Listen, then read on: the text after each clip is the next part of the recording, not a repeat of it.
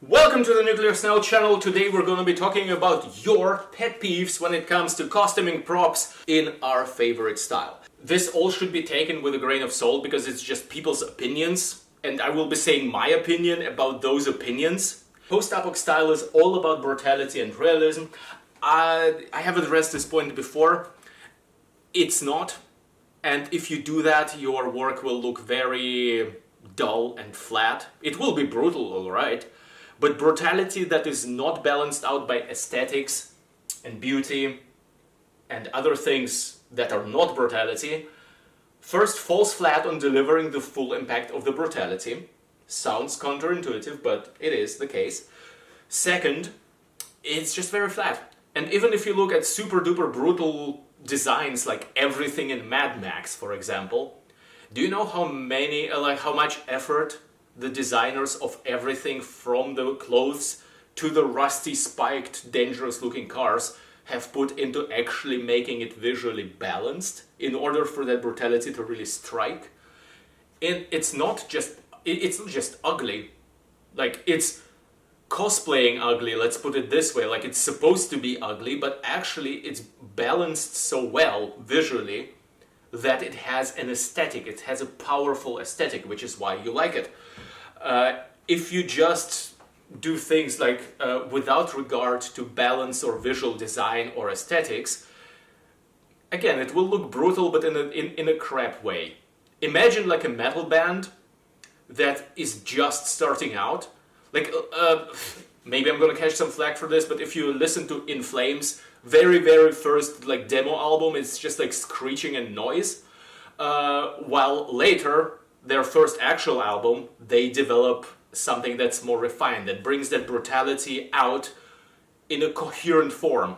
That's what I'm getting at. So just brutality and realism. So yeah, realistically, I would just strap a bare metal plate to my chest and that's done. That's my armor. Like, yeah, but is it gonna look like crap? Yeah, it is. It is. So put some design thought into this brutality and realism.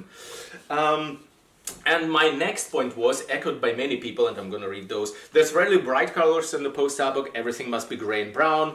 Often the absolute lack of colors. If First Nations around the world could decorate and stylize with color and patterns, why shouldn't we after a great fall? And the next one, can't use white or bright colors, or else it's not wasteland. Some people act like all colors except beige, brown, and olive green got wiped out during the fall, and it's kind of tiring. As long as it's properly weathered and distressed, everything can be wasteland. I do agree on that point, and I think the reason, however, that we see so many browns, beige, and olive and so on, is because the genre inherently is kind of sinister, right? It's a good shortcut to like show, hey, it's a lack of colors, it's all like these utilitarian dirty colors. So this kind of really well vibes with the genre in general. It's easier to pull off. And for a lot of people, their characters are not gonna be all that bright. Those who are, it's a perfectly legitimate thing to do, whether it being white or bright colors, or just a lot of colors in general. I only put color accents on my work, usually. But some people go full-blown neon, wasteland, whatever. And if the weathering is right, then it's good. But not only the weathering, but the whole character concept has to be coherent in order to pull something like this off. And a lot of people don't dare to try and pull it off, and rightfully so. And those that do, a lot of times when we see colorful designs, they are well executed. Because I think people are self-conscious about what they can and cannot achieve to that extent. And the brighter colors generally get attempted by people with a higher confidence level. They are usually well made. So if you dare, then try a colorful design, but keep in mind to give it enough weathering so it's actually properly wastelanded. Next one, everything should be covered in dirt. Everything, including guns, should be covered in rust. We also have more of that. I dislike that guns in particular are so rusty they would pose no threat at all, especially the ones like the HK MP5s, with the plastic and the stainless still so crusty. If something can make it that crusty, then it's a club. There's also the next point about guns. Guns! So many modern guns. I wish more folks went for scrap guns or salvaged melee weapons and bows, etc. So, talking about guns and gear in general, I think a good rule of thumb for, let's say, an average wastelander is that they would be trying to get the best gear and trying to maintain it as good as they can, but they will be constantly failing at that. It's a constant struggle between you trying to survive in the world, keeping up your gear, repairs, and so on, while the world is grinding it down. It creates a great tension, a great story. On the two extremes of the spectrum, where you're not like a well-balanced wastelander, it's on the one hand, it's a bunker boy with access to infinite guns and ammo and everything is pristine. Like in a movie or something, or in a series, you can pull it off. Think about Mount Weather in the series The 100. They are bunker boys with everything pristine, everything preserved. It does tell a good story. It contrasts with the grounders, who are on the other end of the spectrum. They have like bows and stuff. They no longer even have guns at all. In Fallout 2, you start as a tribal in your village. You have a spear, you don't have a gun. Then you find some crappy guns and you find better ones, and in the end you have like power armor and plasma rifle. So even within the same world, it's the question of who is your character? Like, what are they doing? What is their status? What is their finances? Where are they? Can they get guns? Do they even want guns? Like, are they even a fighter character to begin with? The point about First Nations that just came up in the previous point about colors, I would like to go back to that for a sec. Obviously, yes, like people like colors. Throughout the entire human history, there was a lot of colorful stuff. Ancient Greece, tribal cultures, medieval times. Most of the time, except very recently, colors were regarded as something that is fancy and cool, and rich and important people wear them. I mean, if we look outside of the Western world nowadays, it's still the case in a lot of places. We kind of made this shift where colors are considered kind of kitsch and not cool for serious people or whatever. But most of the human history, and again, even today in a lot of places, the more colors you have, the cooler you are, basically. Look at the Pope, for example. He is colorful, but not like most like Western politicians or CEOs or whatever. Like, we kind of started considering the more drab it is, the cooler it is. I don't know. So what I'm saying is, it doesn't necessarily need to be that the civilization was nuked back to Stone Age or whatever in order for people to enjoy colors. They would. Just keep in mind to keep it distressed enough. Again, so just wanted to address that. Let's get back to guns. Oh, on the one hand, the guns that are too rusty wouldn't work. It's unrealistic. On the other hand, I wish more people had guns made from scrap or whatever. It could be a scrap gun that is well maintained. Is it gonna be like a pristine MP5 from today? Like, hell no. It's not, but basic guns are not that hard to make. For a civilization that is not entirely collapsed back again to like medieval times or Stone Age, or for a faction within that world that is not collapsed back to that level, like a 1800s something level of technology, you can make guns. Will they be fancy and polished and whatnot? Probably not, but yeah, it would work. If you make gun props, please keep in mind your local laws and regulations to not get in trouble. Post-apocalypse has to be about survival. And next one, everything seems to be geared towards scavenge and plunder. It's fun, but realistically it wouldn't be long before people would have to start setting up communities to farm. Food stores would not last long, forage would be exhausted, game animals would be hunted or trapped to near extinction within a year or so. Not sure about the specific timelines. It might really depend, but I do agree that scavenger, fighter, wastelander, and soldier, mercenary, paramilitary, and so on is overrepresented in the whole costuming thing that we do. I think that's because those are the fun things, although to some people they're not. So I do enjoy, like, I don't enjoy myself playing a civilian on a LARP, whenever I was the last time on a LARP anyway. But some people do, and I love it when I see that happen. I completely agree, like farmers, traders, townspeople, doctors, scientists, like anything that's not fighter, scavenger, survivor, Fallout, Wasteland main hero character. Those are really, really cool. I love those. Next one. I hate the idea that everything has to serve a purpose and be super practical.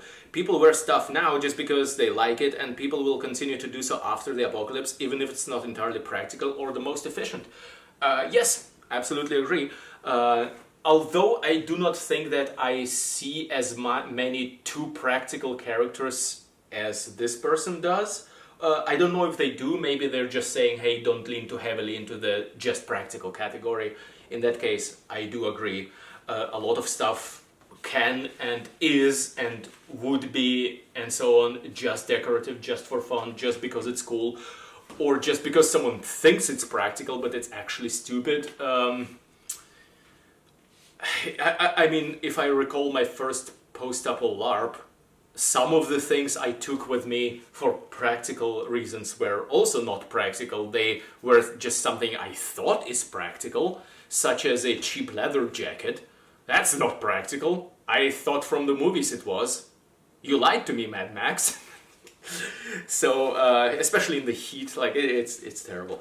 Okay, so your character could be just wrong about what's practical. Or they could be wearing impractical things on purpose. Next point. Most modern post-apocalyptic costuming has delved more so into stylized dystopian. Hi, counterpoint to the previous. The previous says it's all too practical. This one says it's all just stylized dystopian rather than a realistic post-apocalyptic. I'm guilty of this as well. We all like to think we'd look like cool raiders like buzzards or polecats. Those are Mad Max characters. But in reality would look more like the Gyro Captain. That's a goofy looking Mad Max character. Wearing whatever mismatched stuff we could get. Yeah, it's kind of a continuum of stylization versus realism. Down here you have the road, not stylized at all, or almost at all, very realistic. Up here we have like something like Mad Max or maybe Genesis or whatever comic book derived. Would also go up in the stylized category with stuff in between. Like The Walking Dead would be somewhere in between. Negan with the bats, like come on, that's comic book stuff. I'm not saying it's bad. I'm just saying it's not realistic. It's somewhere in the middle, for me at least, on the scale of between The Road and Mad Max. And whether or not something is stylized or not, it is, again, it's not a marker of quality. It's just a marker of taste.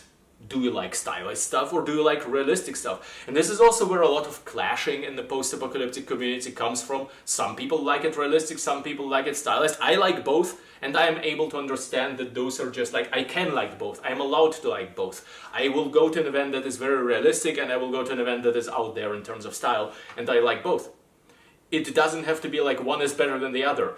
It's stupid to argue over that. I hope if you listen to me now and were one of those people that are in the one or the other camp, just shitting all over the other people that prefer the other style, that you stop being in one of the camps and just realize it's a matter of style. Like, do you like apples or do you like oranges? Just because both shares the title of fruit, or in our case post-apocalyptic, it doesn't mean they're the same thing, should be the same thing, or that one is better than the other. So it's a stylization continuum and scale, right? Talking about which, the next point, women love to face an apocalypse in something akin to a dungeon master idea of a bikini.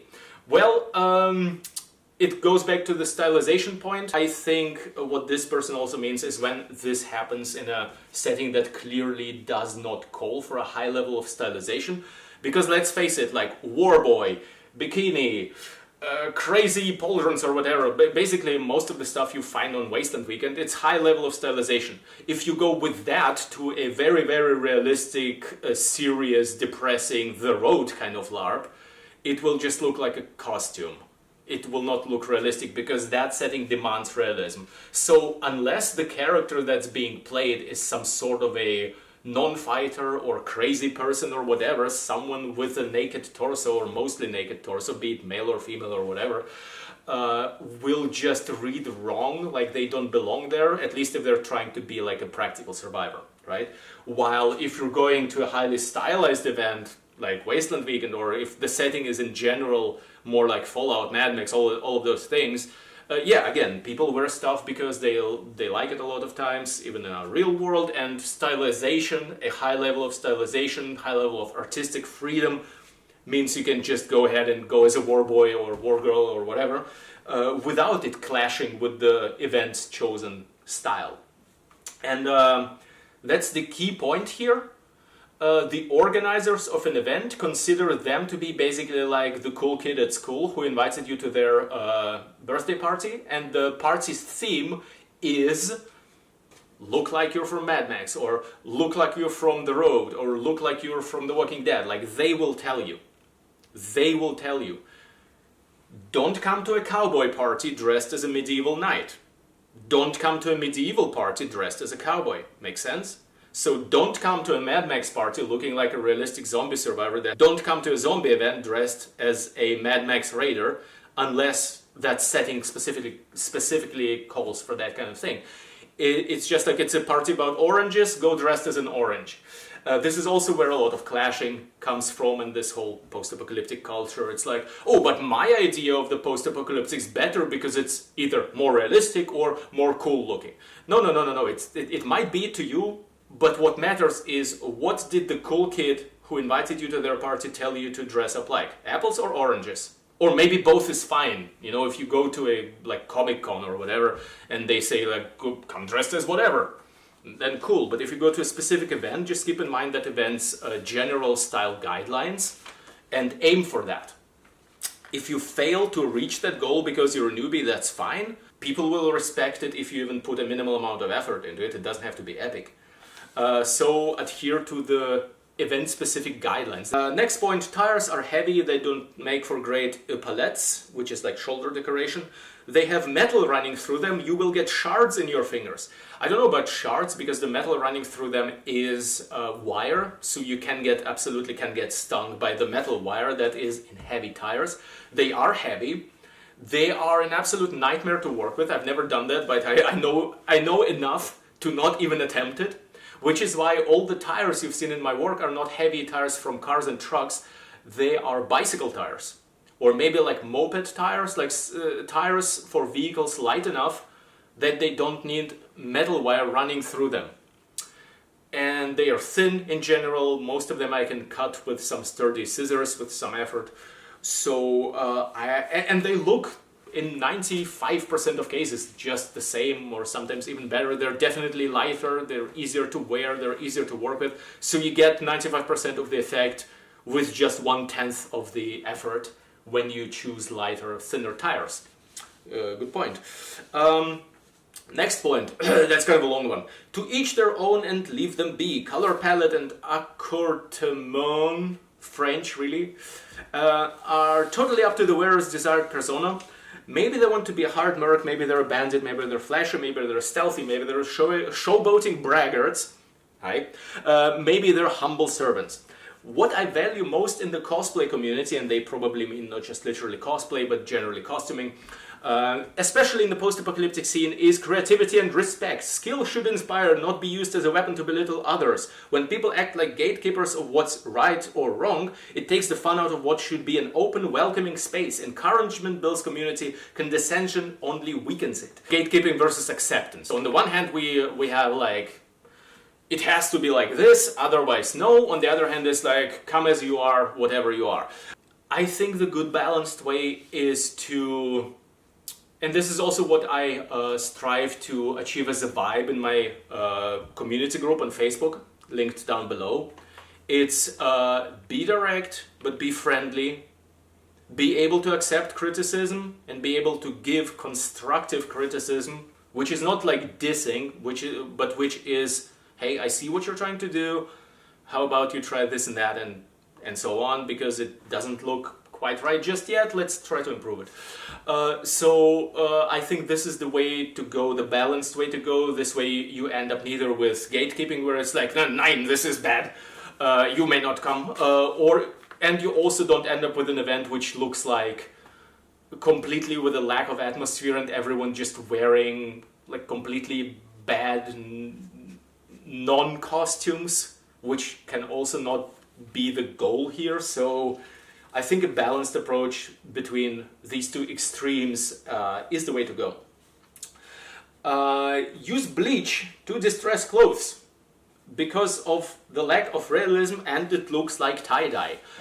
I agree with that. Do I hate you if you use bleached clothes? No, I actually don't care. Like, I tried doing it myself once. It was very difficult to control. It gives all kinds of very unpredictable, in a bad way, results for me anyway. I know a lot of people are good at that, but I also don't like the look. Unless you're playing like a hippie who, like, it's a 70s setting and the world ended and you're a hippie or something. I don't... It also reads to me like one of those cliche post-apoc costume looks that look like a costume. Maybe because it's been overdone at some point, maybe because it looks like tie-dye, I don't know. Again, I don't hate you if you do that, but I do agree with this person that it's kind of not realistic and looks like tie-dye, and I just don't like it. If you do, power to you. I like it when outfits are not too busy that they become noise and follow fashion interest rules and block a different color at distance to close up. So this was difficult for me to go through as well. This person seems to know a lot about fashion.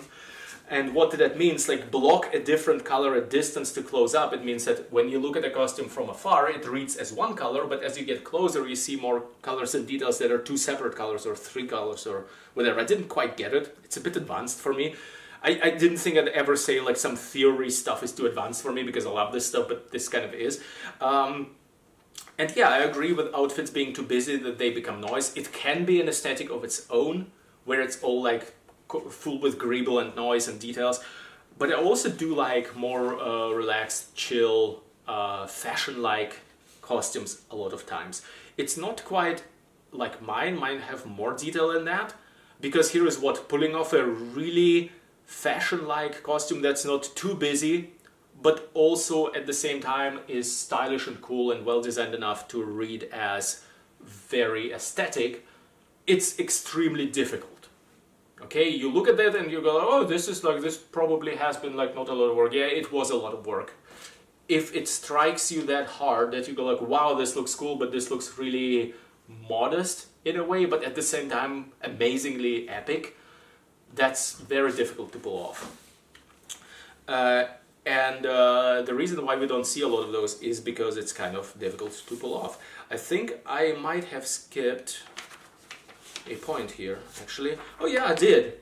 Not enough mutant or inhuman characters if they are too grotesque or painful to look at. I don't think the reason we don't see so many mutant or inhuman characters is when they are grotesque or painful to look at. I don't think that at all. However, I do think we see fewer of them than could have been, for the same reason why we don't see so many kind of chill, relaxed, not chill, but like fashionably chill designed outfits. For example, Grace Liner comes to mind when I think about fashionable, kind of minimalistic, but in a very good way, fashionable costumes. And Mia Shinder comes to mind when I think about mutants. She always pulls off some crazy mutants. I think the reason why we don't see mutants a lot of times is not that they're like grotesque or painful to look at. People love that, okay? Both the person who plays the mutant and the person's looking at them, they love it. Everybody loves a good mutant. The reason we don't see so many mutants is because it's difficult to pull off. A lot of people will not even dare. Like, I've never done it. I know how much hassle it is. I'm not even trying. First, I'm not into role-playing a mutant. That's kind of a preference thing. So if you're one of the people who even want to do that, and have enough skill, and can be asked, that's kind of a much more rare combo than your standard Wastelander scavenger in brown jacket with a cowboy hat. So that's the reason why we're not seeing so many mutants. If you are doing a mutant and doing it well, kudos to you. I love seeing those characters at festivals, LARPs, and whatever. A really good mutant goes a long way. The only thing I dislike is camo and army stuff, as I don't know, it mostly looks clean and a bit too low effort, and people who have outfits that smell. So those are separate points. Outfits that smell, yeah. Really, like, I get it that a lot of outfits you cannot really wash all that well. That's just a harsh reality. For those, keep them dry as much as possible. Let them dry out. Before the event, after the event, during the event, as much dryness as possible is good for your costume. If it's all sweaty all the time and starts to, like, bacteria start to develop and bow, like, wet is bad, dry, try to have it dry all the time, as much of the time as you can. So that's the one tip I can give in terms of trying to avoid smell of your costume. The other thing was camo. Yeah, again, depending on the setting, but in general, especially if we're talking like highly stylized stuff, I've made a video how you can actually work with camo even for like highly stylized settings, but it's more difficult. Again, to make camo look good takes more skill, effort, commitment, everything else. It can be done, but it's more difficult. If you're a beginner, I would say avoid it until you have developed a basic level of skill in weathering in particular, but also composition. Then you can try pulling something off with camo in a setting that doesn't call for it. It depends on the setting, but in general, yeah. And the bit about low effort, yeah, anything low effort will not be liked very well. Not to be confused with, like, I'm not saying if you're a beginner you need to put an insane amount of effort just to try it out on your first LARP. Everyone should have an understanding that not every costume is going to be epic right away. My first stuff looked terrible, so it's fine. But if you continue insisting that your low effort stuff is actually great because it's realistic, it's like the army wears and that is what would be with no. No. It's a difference why you're wearing the camo. It's a difference why your stuff is low effort. Did you try?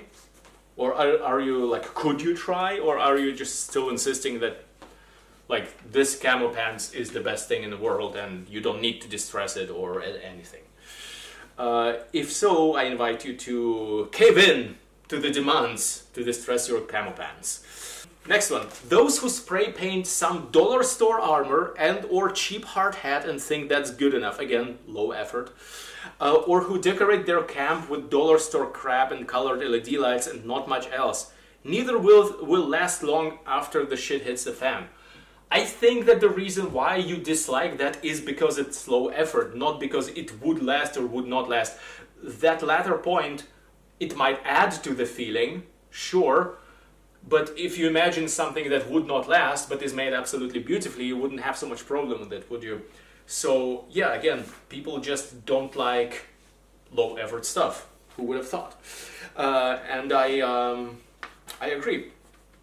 For me, it's anything that starts with "in a real apocalypse." I'm not here for realism, I'm here for fashion. So someone here has passion for fashion. Good. But also, it's easier for me to suspend disbelief for some things. Most things. Yeah. Again, this constant debate, realism versus style, I don't think I need to address it more than I already have. Just think of the stylization spectrum. Is that in real life? Question mark. Most people would look like the gyro captain in Mad Max 2, so the gyro captain comes up again. He strikes again from the shadows. I'm just wearing a bunch of random stuff that they could find. Broken sentence structure here, but probably it means wearing just random stuff they could find. Yeah, again. Like, realistically, yes. And Mad Max is cool for the reason that it also included that character, actually. It's a highly stylized thing, but it still sprinkles in some characters that are not the cool-looking raider with leather gear. I'd like to see more old-world craftsmanship and folk art in post-apocalyptic costuming. It shouldn't be pristine, and maybe it's using the wrong materials. But in all eras of human civilization, people have embroidered details into their garments, painted or etched ornamental patterns on armor and tools, stamped patterns into leather belts, etc. So why would that change in our imagined future? George Miller has talked about this in his approach to Fury Road, saying that just because the world has ended doesn't mean that people wouldn't still try to make things beautiful, even within their limited resources. Same point we had, again, beautifully worded, yes. Everything is military or paramilitary. All character design needs to be combat oriented. Talked about this already. Love the civilian designs. Also wish more of those, but I also understand why people do that. Most people want to be the cool guy, myself included. And is that it? Are we through? Yeah, I think we might be through. Let me check. We had this, we had this. Thanks for listening. I hope that the discussion in the comments will be very civilized. If you like what I'm doing, support me on Patreon. It's the first link in the video description, or maybe the second, I'm not sure. It's definitely in the video description though. And so is the link to my Nuclear Snail community page on Facebook, in which I have asked, for example, these questions to discuss them in a video. So if you want to join the community group, go ahead and join. And thanks for watching. I will see you in the next episode. Until then, have fun crafting and hail the snail and all those things. And I will see you next time.